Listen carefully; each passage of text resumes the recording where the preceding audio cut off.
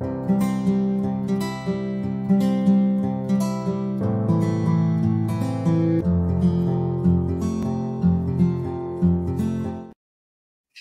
it's Tiffany Luring Galloway with another episode of the Resilient Mother Podcast. As a certified high performance coach, I'm excited for the subject this month of having resilient presence in your life now, in this moment, and being alive in your life and thriving. And today with me, I have Samara Beth, who is going to talk on the subject with us. Thank you so much for being here today. Please tell us more about you. Oh, thank you so much for having me. I really do appreciate it. And I love the topic of resilience because that has become my name, my game, my everything. I have been an event producer and in the events industry for 30 years. And I was married to a naval officer, and we moved around a lot. We lived in 13 cities. I've been in 30 homes. It's crazy. Wow. So I also have a son who's 20, a daughter who's 14. My son was diagnosed with autism when we were living in Hawaii. He was 13 months old, and now he's thriving and transferring as a junior into university as an astronomy major. And my daughter's 14, and we've just been through a lot. Let's just say I've been through a lot. And I did get divorced after a 22-year marriage. And after we were in the Navy, we were an oil, gas, construction expat. So when I thought moving was over, living in Houston, we continued on to Canada. And now I live in Scottsdale, Arizona. Oh, wow. With all of that, and thank you for sharing so vulnerably, what would you define resilience as? So my nickname that was given to me during COVID on the Clubhouse app was actually given to me by Coach Ron Tunick. He was a football coach, and he has a radio show, and he's amazing. And he called me, he got to know me and everything I'd been going through. And I was going through my divorce at the time, and things were really rough for me. And my nickname is Lil Bamboo.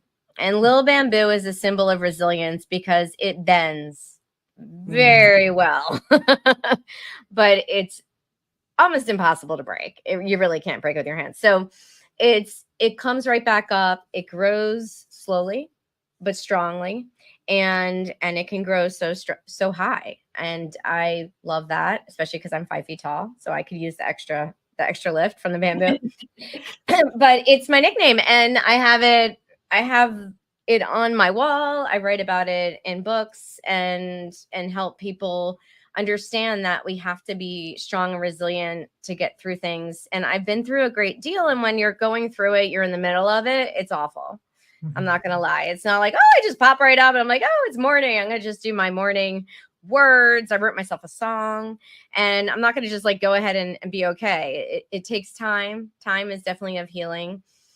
Time is probably your best healing, but also the strength and creating that village, that community. And you and I talked about that before the call is village community. That's kind of everything. You have to have the right people to go to at the right time. So we can talk about that as well. Yeah. And last month was really about that, about, who you are now, and then you elevate yourself. And I think resilience really forces you to know exactly who you are, who your weaknesses are, what your strengths are. And then you get to choose how you're going to move forward from that place. And so this month's about resilient presence, because the only two things you can control is yourself and this moment. But once you know your truth and once you know who you are, you're a lot more empowered to decide what I'm going to do in this moment. And did you find that in your journey? And how did you get there to where you felt like you were completely present with yourself? I went through a lot of therapies, different kinds. I did go into PTSD therapy for trauma, and that did help. It wasn't the cure-all. There was a combination of things I was doing, but the mindset, it really is kind of everything. When I've been speaking on stages with people like Sharon Lechter and Laurel Langmeyer and women who are so strong, who were divorced or not even married and had children without the marriage and raised them on their own with a village, with a community. And I read a lot of their books. I have so many autographed books from these amazing women. Barbara Majewski's another one. And we have overcome so much, whether it's cancer, which I have not had, but whether it's cancer or bearing a son, which I did do, or if it's moving all the time, which I have done, having to move my business, having to restart my business again and again and again and again, I have done. And so there's a lot of different things that we go through. And every time we go through one of them, we pick up maybe 1 to 6 different skill sets that come along with it that help us get to that next stage. But I really go back to the community and the support that you need, whether it's people you know or people you don't know. And I can honestly say I think Clubhouse is part of what saved my life. And it was told to me that that was part of what broke my relationship, but the truth is that it kept me alive. And then when I was going through other things, during the divorce, which went on for a couple years, I had a very small group of people that I could trust. And that very tiny group that I can count on a couple fingers was there for me when I fell. And I fell. I fell very low. I was done. I was like, I can't do this anymore. I can't. But I came out of it, and now I'm shining and really happy, and things are going very well because I closed a couple of doors. And when you close a door, another one opens, but you have to have the faith and the trust and the belief of the process and your higher power, whoever it may be, that they're going to, whatever is going to be there to open up that next door, but it may not happen immediately. So you have to persist. I get up every day and I persist. I go to work. 2 things that you said that really stick out to me are just finding those people that let you be yourself and let you be open, that can trust your truth and that are going to honor it and are going to support it and are going to cheer you on and are going to be okay with you being a hot mess sometimes, and understanding that is just part of your evolution, of your resilience and who you're going to be. And the other thing I think about hearing your story without the details, I can tell though, from the light that you shine now, I think you have to go through a lot to get there. I think you have to go through a lot to be refined. The hotter the fire, the purer the gold. Or I like the saying that if God puts you in the fire, he'll either protect you from it or he'll make you fireproof. And then you're unstoppable. Then that resilience is something that just resonates, and people see it when you walk into a room and they're like, wow, what's going on with that person? And how can I be like that? And that's what I like about resilience, is this ability to back to our truth faster and faster. Because when we're on that vibration and we're really present with ourselves, then we can attract the people that are on the same vibration. We can find those communities, we can find those people. But if we're not living our truth and being true to ourselves, we are not going to attract the right people. It's going to keep being a hot mess because life is directing us into that path. But we have to be present with the hard times, which is not easy. It's not easy to be present with the pain and with the mess and with the hardness. It would be a lot easier to stuff it, but it'll catch up with you eventually. So eventually you have to face it. And having the community to help you do that is very important. So I'm glad you talked about that. What are the ways you were present for your children through this all? Because I think that's the hardest thing, being a divorced collateral damage. No matter what you try to do, they're going to have some of their own things to work through. And you have to be that foundation for them, that safe space for them.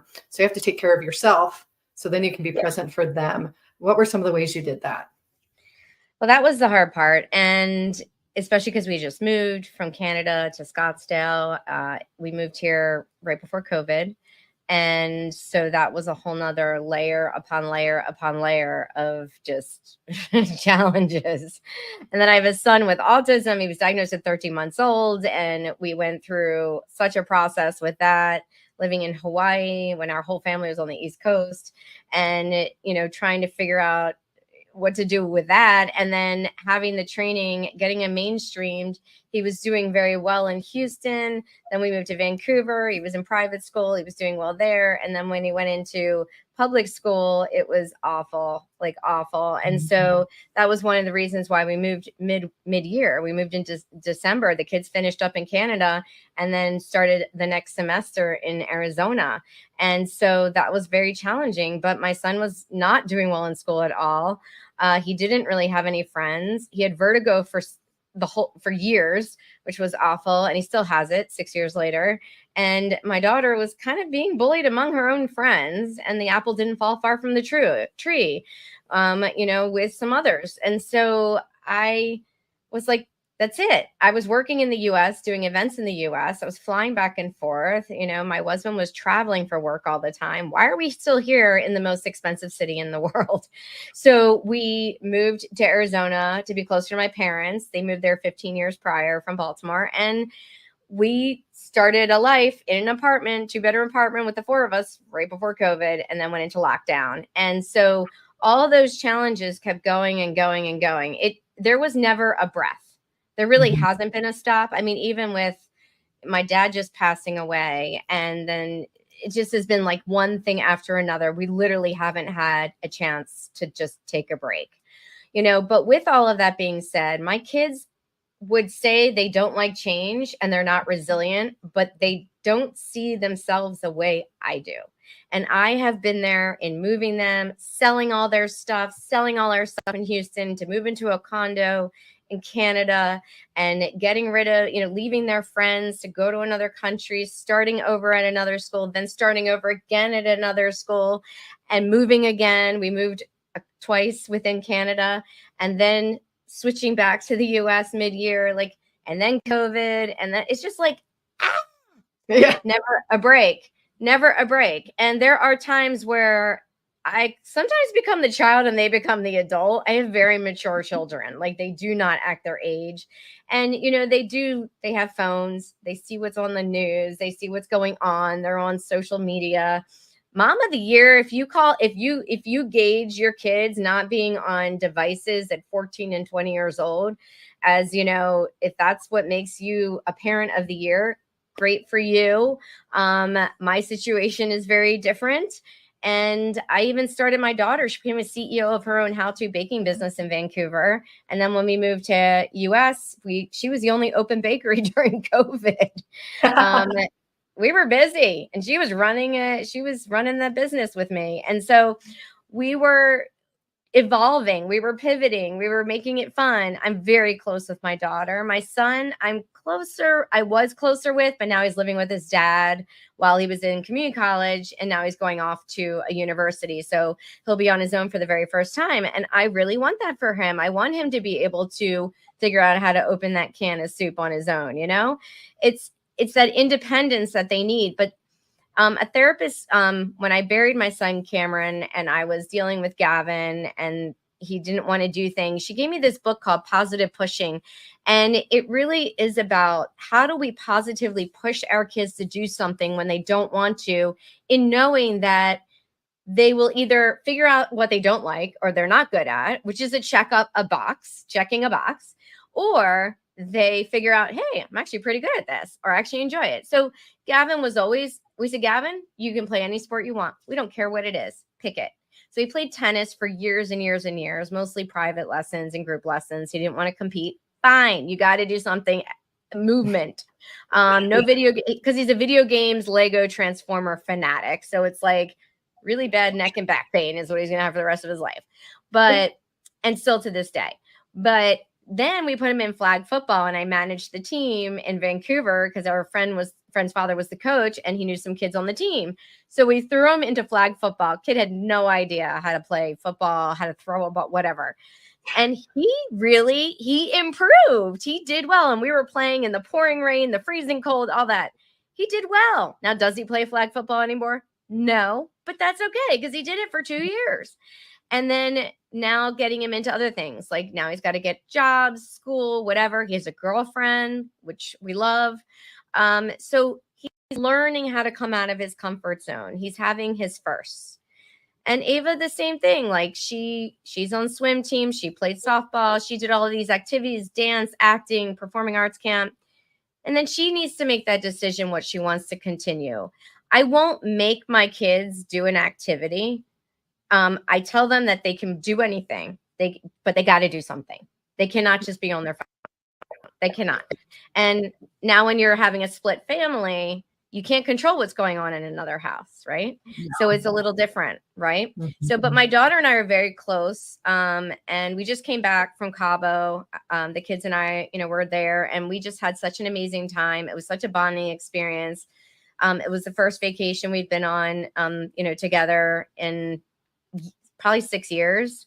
And my boyfriend who I'm seeing, he actually took us. It was wonderful. And this is an opportunity for them to get to know somebody else, to be in a different place. And they loved it.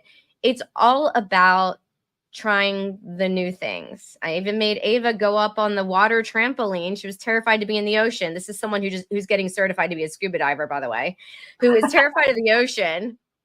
I don't know, go figure. Their dad's taking them. He's a diver. And so I'm like, okay, we're going to go on this water trampoline. So I swim out there and she's terrified. She finally gets out there.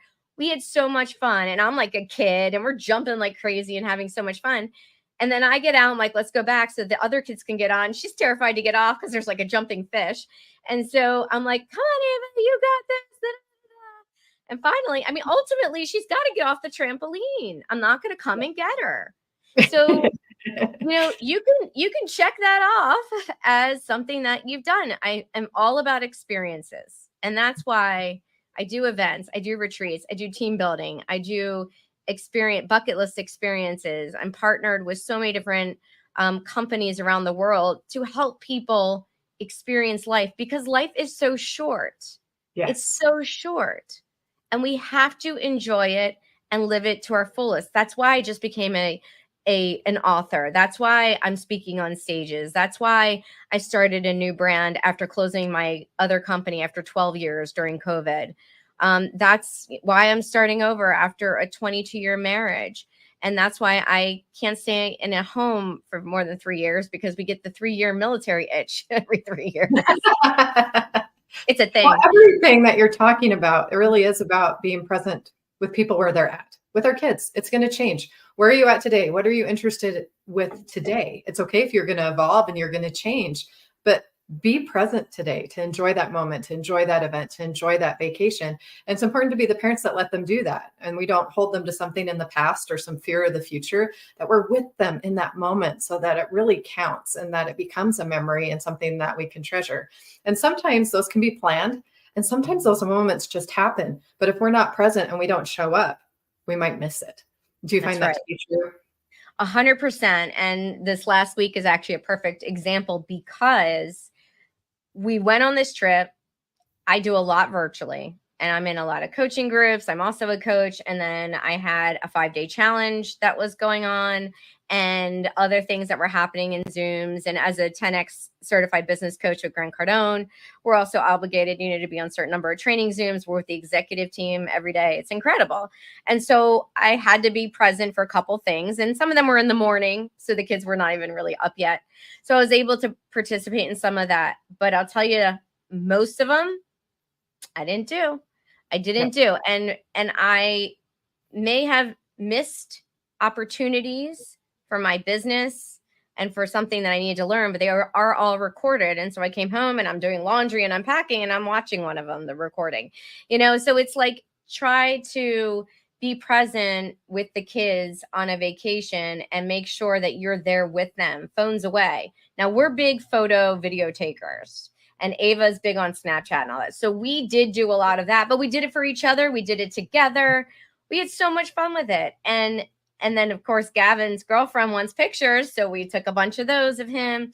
So we try really hard to be present. And, I'm like, no phones at dinner. No, it's hard. I'm not going to lie. It's hard. And it's hard, too, because we used to have a camera and a flip phone and, a notepad and all these things that are now on this one device. Mm-hmm. And when you have this device on you at all times, and then you have mothers who, my mom's home alone, a new widow, and she's packing up her house, moving to an apartment this week.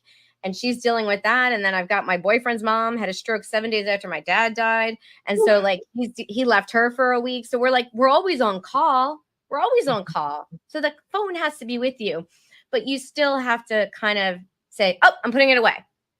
I'm going to go in the pool. I'm going to do kayaking. I went snorkeling with Gavin. I hate snorkeling because I drink the entire ocean, but he has vertigo. And the only thing he could do is snorkeling. He won't go on a boat. So we went snorkeling and it was wonderful. I've never gone snorkeling with my son. It was amazing. So you wouldn't want to miss that for anything. I think the difference between you and maybe somebody else and the past day versus today is you have to be so solid on what your core values are and what your priorities are, because you have to put those first, like your family, and then let the rest fall into place. And I think if we put God and our family first, somehow the other things fit in and they trickle in, because when God can trust us with those priorities and we show him that we're going to do those things, then the other opportunities come. And some opportunities are going to go. I know I myself have missed out on some opportunities because I had children who needed me. I have a little one, and I had one last year that was especially struggling, and I just had to walk away from a lot of things without explaining why. But I don't feel bad about it, because I need, my kids need me. They're first. I know other opportunities will come. They will still be there. Hence doing this podcast and still having a presence in a way that will lead to the future opportunities. So I think that's the key, is like meeting their needs, being present with them, but at the same time, keeping the door open for the opportunities, but the level you're ready to go at, because eventually there'll be a day where the kids are gone or the right opportunity comes, and then you can just run with it. You can just know. Yeah, I know. Yeah. I'm getting so close to that. My kids are 6 years apart, but Gavin's going away to school, and it's going to be a whole different thing. He's a couple hours away. Like, I'm scared. I'm sad, but it's okay. You got to let go. Yeah. But you have everything that is identified with who you are. You're not just mom. So that will help. But yeah, letting go is not easy. Definitely not an easy part of being mom. No, it's not. It's not. And when my baby girl goes, I don't know what I'm going to do. But what I can say is, what if I could tell you that there was an opportunity for you as a business coach and a mother to be able to create a world where all of those things can happen at the same time and benefit your family with a vacation that's paid for? How does that sound? That sounds like what we're all striving for these days. Take advantage of what is available and create that balanced life. And I'm glad that we're changing, and it's not the rat race where we're wearing ourselves out and putting in too many hours and we're not available. We have options. We have opportunities like never before, especially as women. I believe it's 100% possible. And that's exactly why I created Paid to Vacation, a retreat revenue mastermind, because it provides the opportunity for coaches, authors, speakers, trainers, executives, meeting planners, event planners, to develop a retreat anywhere in the world that they want to have it, bring the people in to do it, and bring your family, employ your family, make tax deductions out of it, and create it as a vacation as well. It's called Paid to Vacation. So essentially what's happening is your clients are paying for this retreat. You're making an income doing it, and they're paying for, because you're building it in. And I teach all of this with the spreadsheets and all that, but you're building all of that cost into the cost to your guests. And so what's happening is they're paying for you to get there. You're also flying your significant other, your children, nanny, family friend, whoever's watching the children while you're doing the retreat, because your kids are little. My kids get employed because they can do book sales, they can do a registration, they can welcome people, they can make sure everything's being serviced, they can be behind the screen, they can do other things. And so they would be employed in part of that setup, the breakdown, the retreat itself. And then we spend the rest of that week on vacation, experiencing and enjoying. And if I'm tying in team building or whitewater rafting or mountain climbing in Mount Kilimanjaro, or a hot air balloon ride, which my son will never do with vertigo, but he can be down below taking photos and videos, or, any of the other experiences. I have partners with yacht companies. I'm partnered with an astronaut program. Gavin is an astronomy major, and he loves space. He loves the astronaut stuff. So he could be part of that. Obviously not the vertigo part, but he would be part of, that as well. So if you could bring in and create something that benefits your clients, and also is something that you can bring of interest and education to your children and bring them in on it, then this is how you get paid to vacation and make revenue with a retreat mastermind. And so that is the course that I teach. And within 6 weeks, you have a retreat. It's ready to go. It's done. It's not about this is what you can do and we teach at you.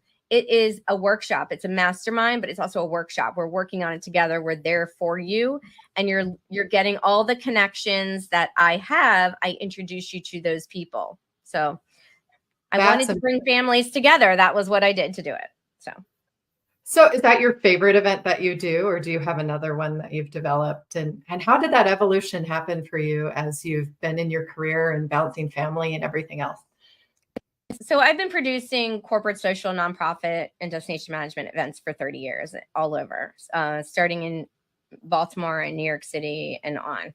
And I worked with Fortune 100, 500 companies, and I've worked with social events. I did a lot of bar mitzvahs and weddings and birthday parties, kids parties, holiday parties, neighborhood parties, you name it, plus all the corporate. I do a lot of corporate holiday events, which I love because everybody's in a good mood. And I love, doing corporate team building and board of directors, meetings, events, retreats, that kind of thing. And so it's just a compilation, but I also wanted to be able to travel. See, I moved all the time, but I didn't get to travel a lot. And so, and I got to travel within the areas that we lived, right? When I lived in Houston, we went to San Antonio, we went to Austin. Like when I lived in Hawaii, we went to some of the other islands. So trust me, I'm not deprived by any means.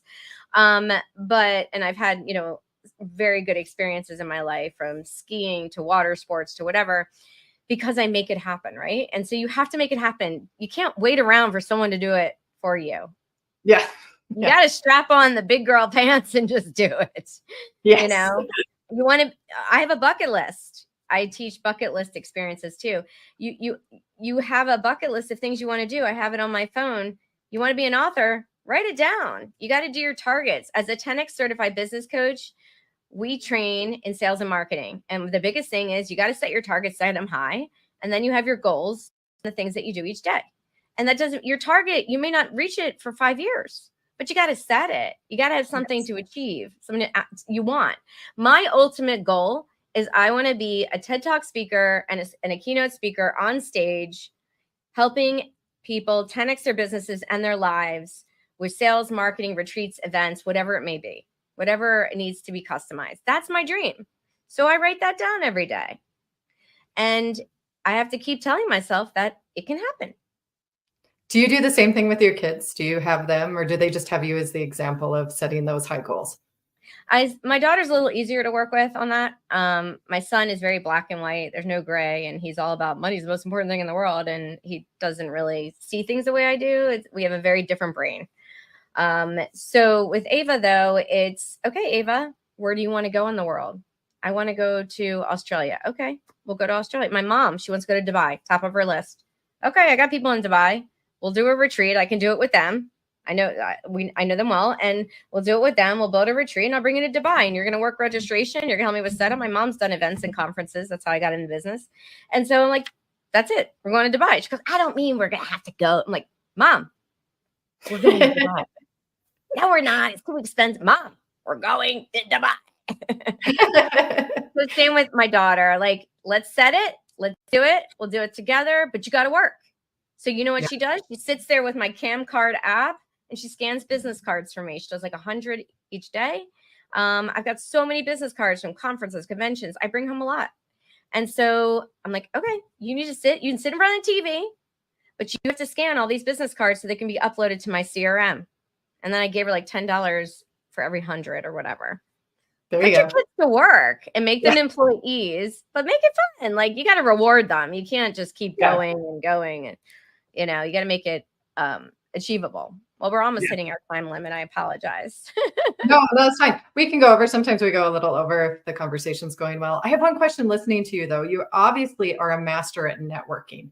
So you must know how to really be present with people when you are doing these events and you're doing these things and making an event that people want to be awake for, not an event they're like sitting there in the chair and just kind of like observing. So I'm curious how you do that, because I think that's a very resilient skill set.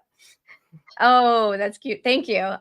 So I actually created a course called Networking Your Way to Wealth, or networking with intention, depending on what kind of audience we're looking at. But I love networking. I've always had to create a village, and I had to. It's ironic that I was mute the first 2 years of my life because I made up for it.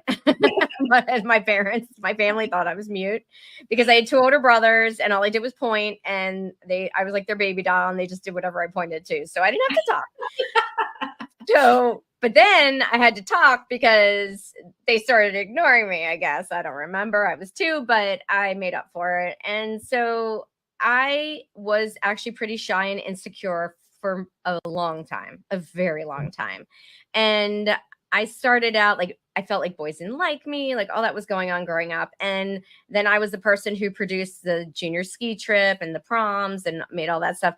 And so that's where I really started with doing events. Although I did help my mom, she produced conferences and she put me out there with adults. I was always good with adults because my parents had me hanging out with their friends all the time, and their friends really enjoyed having us present. And I always enjoyed being with my parents' friends. I have a gazillion aunts and uncles, and none of them are related, you know? And so for me, when you move as frequently as we have and switch schools as frequently, and I've had to keep moving my business, whether I was the advanced director for the Pampered Chef, I started from the bottom, worked my way up, became a top recruiter for the company and president's circle and spoke on stages and all that kind of stuff. And I had to do that by creating this light of energy. And so my energy is apparently contagious. And so people want to be a part of whatever that is. I've been told I'm a light healer. I have this energy. It's exciting. And I have energy. I hug everyone. I love people. I stay in touch with them. They stay in touch with me. And I'm just not a put in the corner kind of person anymore. I really have gotten out there. So I created a course called Kitikit. It's a kids etiquette course when my son was in second grade, because I found that a lot of the friends didn't have any manners. They were kind of rude. And I was the school like class mom. I was sharing all the galas and events and fundraisers and very involved at all the schools every year. And so I was really getting to know the kids, and they're like, "Yeah, mom, and hi, Samara." And they would come and hug me and love on me. And I adored all these kids. So I created this course, and it was like a 20-week course after school. Parents paid for it. They loved it so much. The kids signed up to do it the next semester. I'm like, I don't have a stage 2. They're going to know everything. And so they were like know-it-alls and then I had to teach them not to be know-it-alls and how to keep quiet, let other people answer the question. So I taught this class, and then I also developed an entertaining etiquette course for adults. And so that was helping people learn how to network, like the 6 S's of meeting new people. Stand, smile, shake their hands, say their name back to them. Like it keeps on going. So, but I make it really cute and fun and rewarding with prizes. So that was like the start of the course. And then as I was moving around and introducing myself, I'm part of a lot of nonprofit organizations or industry organizations. So I would teach it in all these different organizations, just for free, just to do and fun. And everyone loves it. So it's been going on for a long time. And so now I developed it into an online course or something that I can teach to meetings, events. We are cursed with COVID of making a lot of people entrepreneurs that probably would not have been otherwise. And so a lot of people were, I don't have to explain what COVID, the pandemic did to people, but it was very depressing. People were insecure. They lost their jobs. They lost their homes, their families, their money, whatever. And then they were not in offices anymore, and leases weren't being renewed. And that's still happening. So people are remote. And the more remote you are, the less networking skills you have. And so it's more important now than ever, really, to teach it. How have you navigated that switch from in-person to virtual? It sounds like you found a way to just navigate it. You found Clubhouse, you found the networks, you just found them online, and then you've found a way to bridge both to create in-person and virtual. Not everyone's been able to figure that out. I think that shows some real resilience of adapting to what's available now. But if you can do it, anyone can do it. And I love that everything that you've learned, you've turned into a course, you've turned into a way to serve, because I think that's where people are missing it. It's serving one person at a time with your knowledge, with your experience. You have something of value to offer, but you got to show up and you have to be present to give it. Show up is number one. You're absolutely right. Show up is number one. Understanding and listening to what people are saying, reiterating what they're saying, and remembering it is key. And also notes. You got to take notes. You have to integrated into your CRMs or on the back of business cards or whatever, so that you can remember people, because I meet thousands of people a month, really. And so it's hard, so tomorrow I'm a spotlight member for our NACE meeting, which is at the new Caesars Resort. And it's NACE's National Association of Catering and Events, an organization I've won awards for. I've been a member of for many years. And so I'm among my peers, which ironically, I get more nervous when I'm with a group of girls than I am in a room of men, than I am in a room of professionals. But when it's like girls' night out, I get a little bit closet. I get very insecure. So it's kind of funny like that. Maybe it's because I had 2 brothers. I don't know. But, and I have a lot of girlfriends. I have a lot of guy friends. I have friends of all different ages from all over. Every race, religion, sexuality. My friendship circles are so broad. It's unbelievable. It's really unbelievable. You can't put me in a box because my friends are all over, and they're from every walk of life.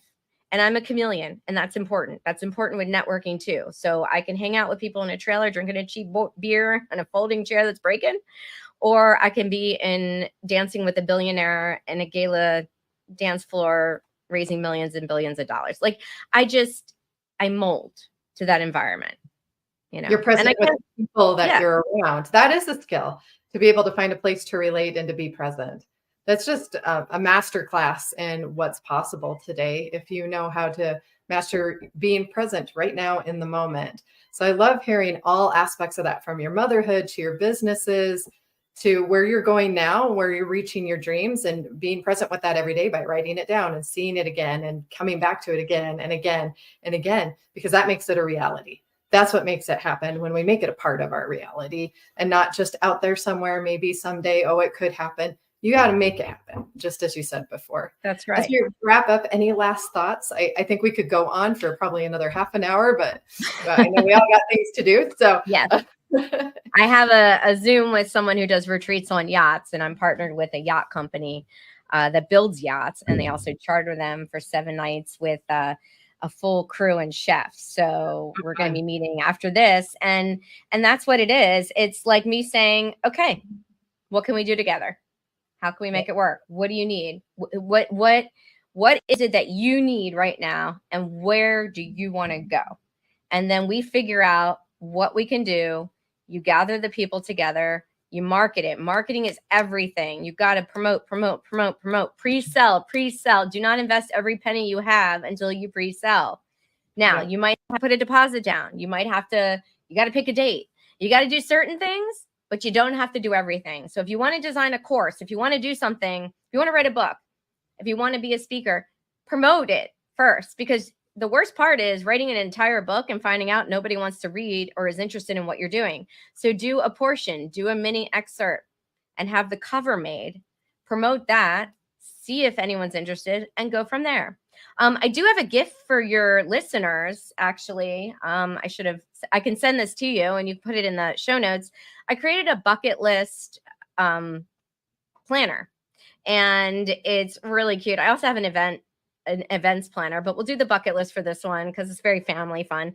So I created a bucket list planner, and I can give you the code to have it it's only $5 for a digital copy, honestly. So if anybody wants to pay the $5, great, go for it. But if you want it for free, it's yours for free. And you just put in the keyword is bucket list, all one word, all capitals. And I can give you the link. It is on my website and social, and it's on my digital business card. But if you want to drop the link into the show notes, then we can do it that way. And in the notes, we'll make sure that's available to them. Yeah. So thank you. I really appreciate that. I love when we can add value to the audience and give back. And thank you, listeners, for being here today. I think this message have really seen what's possible for you today. I want to do one more gift. Do I have time for one more gift? One more gift. Okay. Yes. This is what I want to do for your group, and I'll have my assistant get on this right away. My 6 weeks to launching your own retreat, the Paid to Vacation Retreat Revenue Mastermind, is $1,997, and you have a retreat at the end. But I'm going to give you a discount code for it to be $997, and they can register for the course, and it's all virtual, but there'll be recordings as well. And there's a lot of materials that they get as well. And so they can also, I'll give you the code for that. And if they're interested in learning more, you could gather your group to do a free webinar to learn more about it. And then I can give them that same code at the end. That sounds great. Thank you for your generosity. I really appreciate that.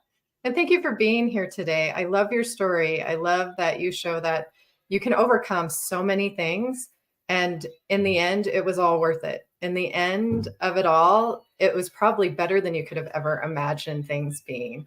And I think that's the hope that the world needs today. If there is anything that beyond this message I really want to put out there, is there's resilient hope. There's possibility. It's just a matter of finding your lane and then being true to it and being present with it. All right, everyone. Thank you for being here. This was an episode of the Resilient Mother podcast. I'm sure will be one to remember, and we will see you the next time. I believe in you, believe in yourself, and God bless. Thank you so much.